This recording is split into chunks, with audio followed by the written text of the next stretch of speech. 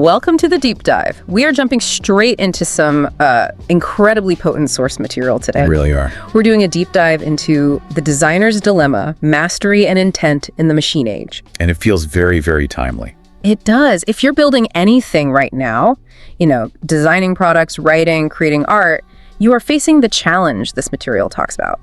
It's not just about what tools AI gives us, it's about the ethical and philosophical tightrope we're all walking. Especially when you consider where these tools came from. Exactly. They weren't originally built for, say, humanistic creation. Right. That's the core mission we're unpacking today. You have to think about the origin story of most powerful AI systems. Where did they come from? They emerged from worlds of, massive data extraction, predictive modeling, optimization. And surveillance. And yes, surveillance. Yeah. They were engineered for efficiency and control on a truly grand scale. Tools built for control. That's it. So now, the question for every single creator is this. How do you take a technology that was forged to optimize metrics, to extract data, and intentionally redirect it? How do you point it toward long-term human development, toward genuine cultural value? Something that lasts longer than the next quarter. Exactly. Right. And that tension between the tool's origin and the designer's intent, that's the dilemma. It's a huge challenge, and it's going to take more than just, good intentions.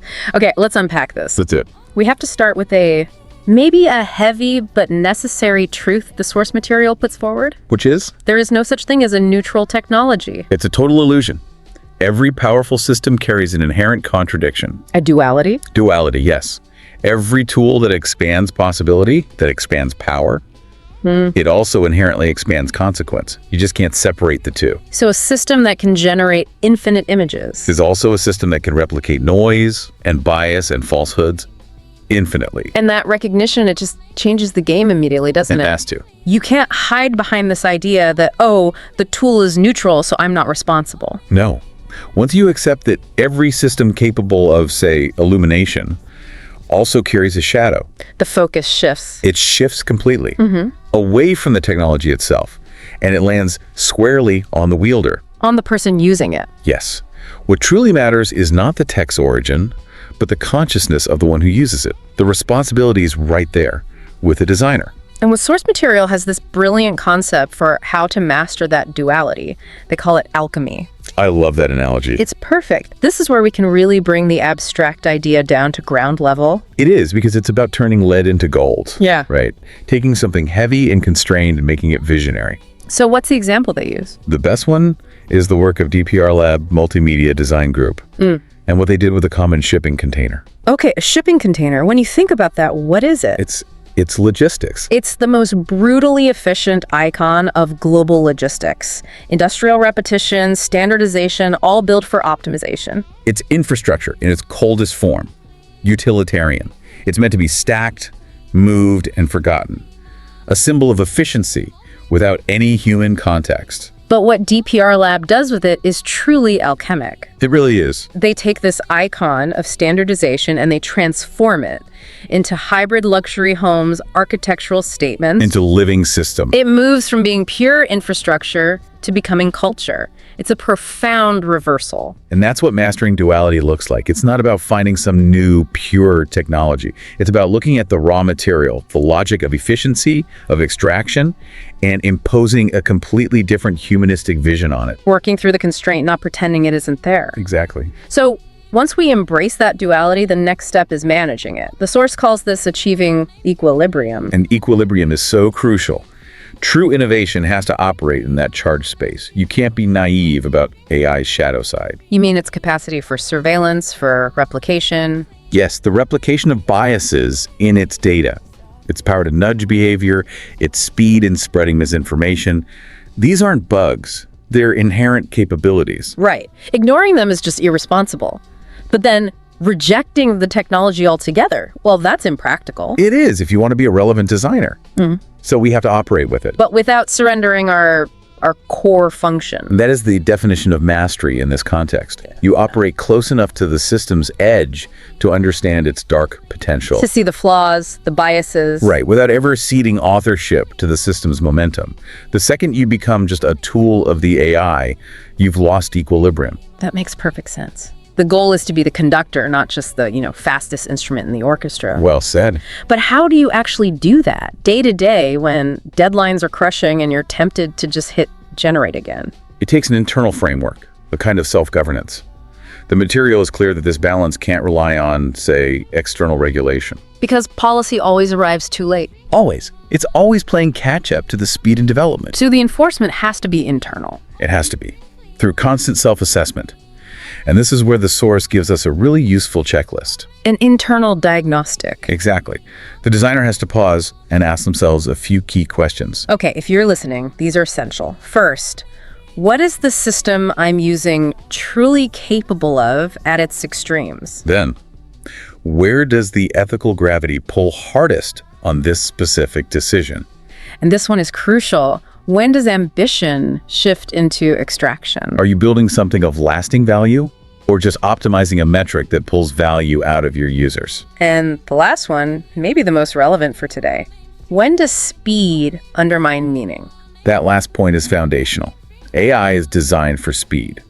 But if you're rushing so fast, you can't check for bias or ensure the output aligns with your intent. Then the speed is actually destroying the work. It's destroying the meaning. You have to apply intentional restraint. Which brings us right to the new core skill needed to maintain that balance: discernment. And this is where it gets really interesting, because we're entering a whole new era of value. We are.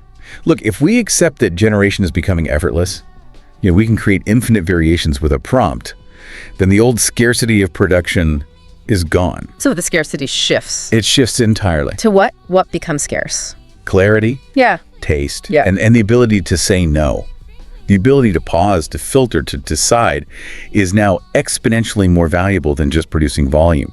Discernment is the differentiator. So for a designer, that means what? Specific actions? The source outlines them clearly. It's about knowing how to choose what truly serves the core intent of your work. And just as important, Knowing how to discard what dilutes it. If you generate 50 options and 45 are just noise, the work is in the 5 you keep and the 45 you eliminate. and the most powerful one, discernment is knowing how to refuse a capability that introduces a hidden cost. A huge one. That cost could be ethical, it could be environmental, or it could be the cultural cost of just reducing human ingenuity to mimicry. And this feels like the massive takeaway for anyone listening. It is. The future belongs to clarity and intent, not just aggressive usage. Not everything that can be generated should be published. Exactly. Not everything that scales should be scaled, and not everything that performs well on a metric should even exist. That distinction is so key. But this aggressive usage leads us right back to that central risk, the double-edged blade. AI accelerates outcomes without judgment, and that lack of judgment is dangerous. It's the tool's indifference. Completely. The system just magnifies the input without a moral filter. It couldn't care less if it amplifies insight or noise, Culture or mimicry? purpose or ego. It's just a value-neutral accelerator that turns the volume up to 11 on whatever you feed it. Which highlights this chilling warning in the source material that designers who lack that grounding, who haven't done the internal work, They risk becoming conduits. just channels through which the systems speak, rather than sovereign authors who direct the system. And we've all seen it. The artist whose style suddenly becomes indistinguishable from a generic model's output. Or the writer whose voice gets swallowed by the machine's statistical average. Right. Sovereignty means being the source of direction, the wellspring of intent, not just the amplifier. The moment you lose that, you've become a victim of the tool you wanted to master. That idea of becoming a channel instead of a director, it really underscores the need for genuine clarity. It does. Which is why the source material introduces this profound reframing of AI's function. For the grounded designer, AI isn't a source of creativity. It's a receiver. Explain that, because that just flips the whole narrative on its head. It does. We're always told AI is the generator, the creator. Right. But think of it more like a perfect mirror, a resonant system. It doesn't invent direction. It takes the trajectory you give it and amplifies it to its technical extreme. So the quality of the reflection depends on the light you shine on it. Entirely. If you, the designer, approach the system with murky ideas, confused intent, unresolved ethical questions, The AI will just reflect that confusion back at you. Magnified. magnified and scaled into an overwhelming mess, it reveals your own state of internal coherence. It's a diagnostic tool for the self, masquerading as a generative tool, So it shows you how misaligned you already are. or how far ahead you are. If your prompt is vague because your idea is vague, the messy output is just a perfect technical representation of your own internal vagueness. That is a great way to think about it. The technology forces introspection. If the output is chaos, look inward, not just at the prompt. And this is where the source elevates discretion to a form of immense power. Which is connected back to authorship. Directly. And discretion is so often mistaken for hesitation or fear. It is not.